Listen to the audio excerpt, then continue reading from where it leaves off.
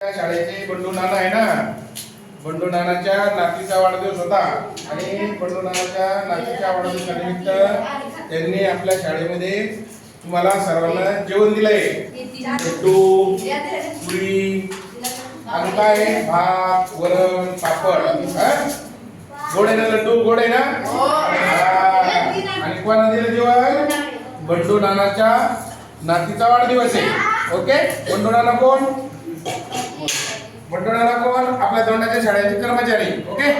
दरवर्षी जेवण देतात ते, परंतु त्यांना या ठिकाणी यायला या वाढदिवसाला जमलं नाही. त्यांचे जवळ येत असतात, ब्रेक येत असते, परंतु ते लांब ड्युटीला आहे मिलिटरीमध्ये, त्यांचं येणं झालं नाही म्हणून त्यांनी जेवण दिलंय. तरी पण सुद्धा या ठिकाणी आम्ही मुलांच्या वतीने आणि सर्व कर्मचाऱ्यांच्या वतीने, संस्थेच्या वतीने, शाळेच्या वतीने बंडू नाना यांची जी नात आहे तिला वाढदिवसाच्या हार्दिक हार्दिक अशा शुभेच्छा देतो. याही पुढे आमच्या मुलावरती आपण असंच प्रेम करत राहावं, या ठिकाणी मुलांना जेवण द्यावं, इकडं आल्यानंतर स्वतः यावं, शाळेमध्ये मुलांना भेटावं अशी इच्छा व्यक्त करतो. आणि या ठिकाणी थांबतो. पुन्हा बंडू नाना आणि त्यांची मुलगी, त्यांचे जवाई यांना मी हार्दिक हार्दिक शुभेच्छा देतो. धन्यवाद.